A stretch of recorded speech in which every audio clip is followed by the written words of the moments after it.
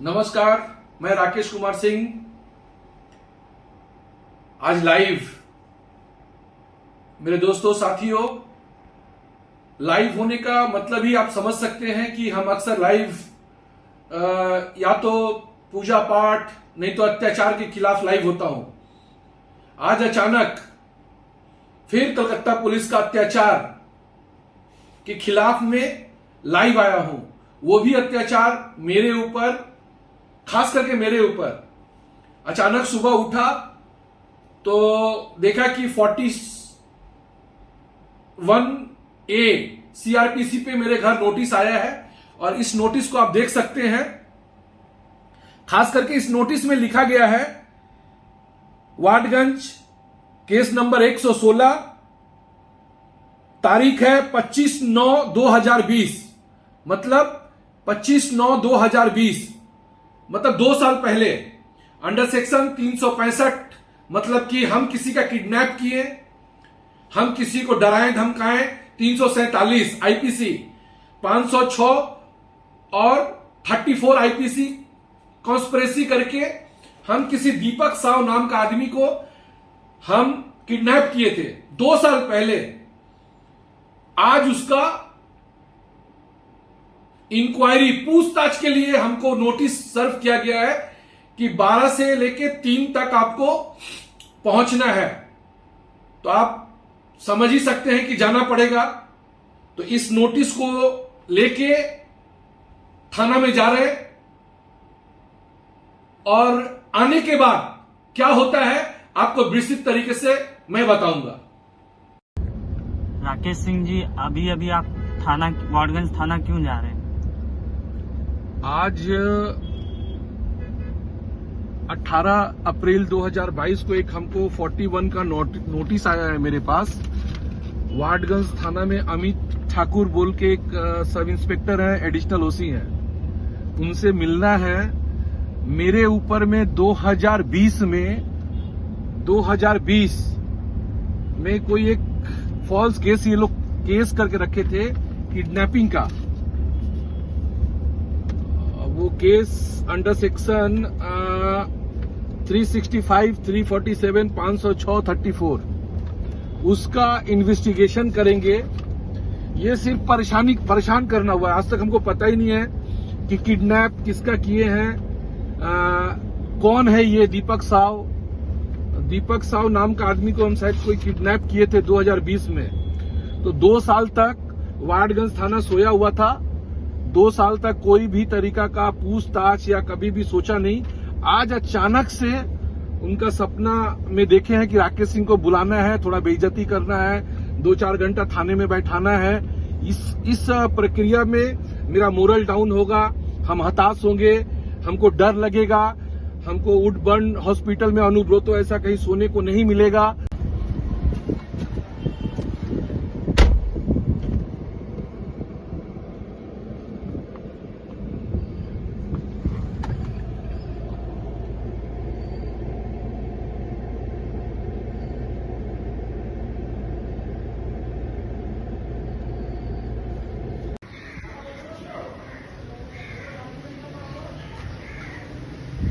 गाड़ी कहाँ अपना? गाड़ी कहाँ है?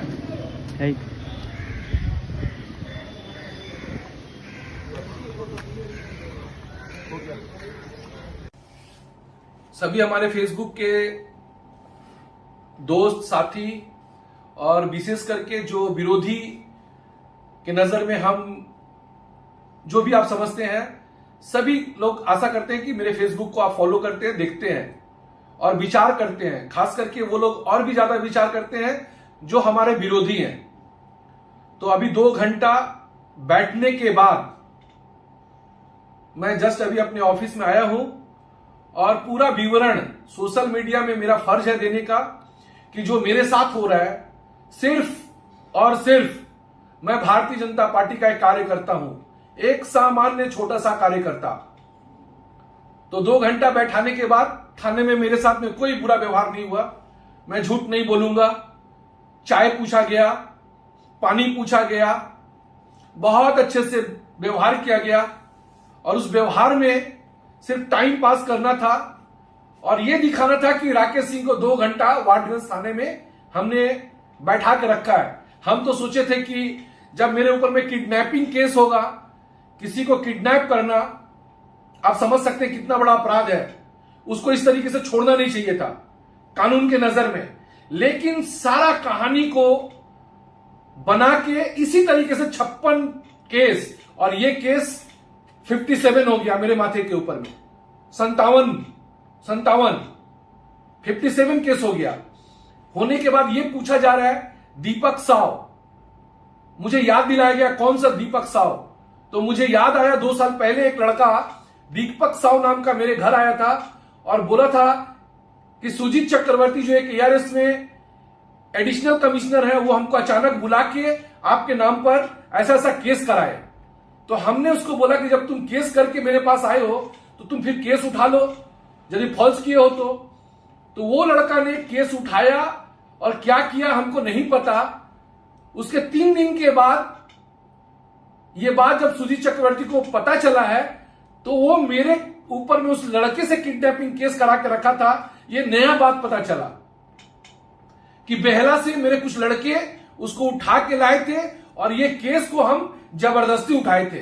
तो आप सोच सकते हैं कि 2 साल पहले हमसे पूछताछ नहीं हुआ है, अचानक मुझे पता चला है कि PS case number 116 25/9/2020 under section 365, under section 347, under section 506, under section 34 IPC मेरे ऊपर केस देके आपराधिक मामला चलाने का एक षड्यंत्र हुआ है। इसी तरीके से विरोधी पार्टी के नेता हो या कार्यकर्ता हो, उसकी आवाज को रोको, उसकी संपत्ति को दखल करो, उसको कुचल दो। ऐसे किसी को आप अपराधी नहीं बना सकते। जिस तरीके से एक साजिश के तौर पर पुलिस प्रशासन कानून का गलत व्यवहार करके आप किसी को अपराधी ठहरा दीजिएगा, वैसे कोई अपराधी नहीं हो सकता। उसी तरीके से राकेश सिंह एक समाज सेवी है, राकेश सिंह एक समाज का एक बहुत बड़ा रीढ़ है। आप उसको भारतीय जनता पार्टी करने के कारण आप हमको कुचल दीजिएगा, आप हमको अपराधी बना दीजिएगा। तो आपने कुछ ही दिन पहले बॉबी हाकिम, आपके पुलिस कमिश्नर, कलकत्ता पुलिस मिलके मेरे को रौंदने का बहुत चेष्टा किया गया, लेकिन हाई कोर्ट में मुझे सहारा मिला। और हम CBI जब बुलाता है तो वुडबर्न में मुझे हाइड्रोसिल का कोई ऐसा दर्द और ऐसा कोई तकलीफ नहीं होता है। हम शान से गए थे, हम ये सोच लिए थे कि आप गिरफ्तार करिएगा, आप मुझे अरेस्ट करिएगा। तो उस अरेस्ट से उस दिन भी नहीं घबराए थे जिस दिन अमित शाह के ऊपर में डंडा पत्थर आपने चलवाया, और उस वक्त भी TMC का गुंडे को सामना किए थे, वही फाटाफाटी, वही सब कुछ। लेकिन विद्यासागर मूर्ति का मूर्ति हम लोगों ने नहीं तोड़ा था। यह भी एक राज का विषय है। ये 4 साल हो गया, उस केस को आज तक प्रमाण नहीं किए। अभिषेक बनर्जी, माननीय मुख्यमंत्री, कलकत्ता पुलिस प्रशासन आज तक मुझे उस केस में आरोपी मानता है। नाड्डा जी के केस में आप हेस्टिंग में किस तरीके से आप TMC का तांडव हुआ, हमारे पूरे कार्यकर्ता और नेता देखे। उसके बाद डायमंड हावड़ा जाते वक्त क्या हुआ, उसके बाद वहां पर मुझे उसी थाना में 2 केस दिया गया। सबको हम हजम करके हैं। वहां पर शौकत मुल्ला के नेतृत्व में, जहांगीर के नेतृत्व में क्या ईंटा पत्थर चला है, प्रेस मीडिया का गाड़ी टूटा था। सारे लोग इस तांडव और नंगे नाच को देखा था। फिर भी 2 केस, यहां से हमको जेल से डायमंड हावड़ा में लेके जाया जाता था और लॉकअप में 10-10 घंटा रखा जाता था। उस चीज को हम बर्दाश्त किए हैं। कोकीन केस में आप बुक करके तारीख पे तारीख कस्टडी में रख के 10 महीना रख के सब गुनाह का आपको आने वाले दिन में फल मिलेगा। चाहे ये पुलिस प्रशासन हो, चाहे नेता हो, इसके पीछे में कौन राजदार है जो राकेश सिंह का धन लूटो, राकेश सिंह को मरवा दो, राकेश सिंह का परिवार को नष्ट करो, ऐसे आपको कानूनन वो अधिकार नहीं दिया जाता है। आप तो देख रहे हैं ना कि एक एक केस सीबीआई के नेतृत्व में जाता है। तो मुझे कुछ हुआ, मुझे कुछ संपत्ति में कुछ तकलीफ हुआ या मेरा कुछ जान माल का तकलीफ हुआ, तो बॉबी हाकिम और कलकत्ता पुलिस कमिश्नर सीबीआई का हथकड़ी पहनने के लिए आप तैयार रहिएगा। हम यही कहेंगे। और आपके बनावटी केस और एफआईआर से हम कभी नहीं घबराने वाले हैं। हम कभी पीजी हॉस्पिटल में भर्ती होने वाले नहीं है। मुझे जेल में कोविड हो गया था, हम अपना ट्रीटमेंट के लिए रीड फाइल किए थे हाई कोर्ट में कि हमको बेटर ट्रीटमेंट के लिए हम प्राइवेट हॉस्पिटल में अपने पैसे से हम भर्ती होंगे, लेकिन हमको भर्ती नहीं होने दिया गया। हमको यह कोशिश किया गया कि शंभुनाथ पंडित हॉस्पिटल में हम किसी भी तरीके से मर जाएं। जाको राखे साइया मार सके न कोई, जाके राखे साइया मार सके न कोई। तो आप मुझे मार दीजिएगा, आप मुझे फंसा दीजिएगा, आप मुझे चमका दीजिएगा, बिहारी कह के, बहिरागतो कह के और टॉली नाला में जमीन है ये कह के, तो बॉबी हाकिम और पुलिस कमिश्नर आपसे कभी राकेश सिंह और राकेश सिंह का परिवार ना डरा है ना कभी डरेगा।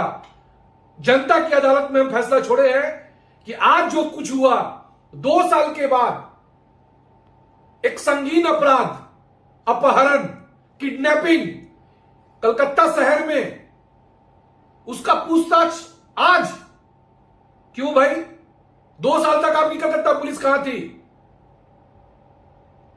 तो हम चाहते हैं जनता भी सुने और जनता भी देखे कि पश्चिम बंगाल में कानून सिर्फ विरोधियों को कुचलो, विरोधियों को दबाओ। उसी तरीके से आज भी मेरे ऊपर में इस तरीका का एक षड्यंत्र हुआ और आने वाले दिन में कानून का हाथ बहुत लंबा है। आपसे डरने वाले नहीं है, सब हिसाब किताब चुकता होने वाला है। लाइव में हमारे जितने भी दोस्त साथी शेयर करें और लोग को जताएं कि पश्चिम बंगाल में इस तरीका का कानून का जंगल राज चल रहा है। कानून के नाम पर विरोधियों को मारो, पीटो, घर से भगाओ, जान मार दो, रेप कर दो, लेकिन तृणमूल हो तो आपके लिए कोई कानून नहीं, और यदि आप विरोधी हो तो आपके लिए सब कुछ। तो मैं फिर से जनता से, जनता जनार्दन से इस वीडियो को देख के फैलाने का आपका काम है, उन तक पहुंचाने का आपका काम है कि यहां पे क्या हो रहा है। इस तरीके से 57 केस, 57 केस मेरे माथे पे बोझ दे के, अपराधी सजा के आप कल मार दीजिएगा और कहिएगा कि राकेश सिंह अपराधी था, मर गया। राकेश सिंह मरेगा तो चुन चुन के बदला लेगा। धन्यवाद। हमारे फेसबुक के सभी साथियों को धन्यवाद।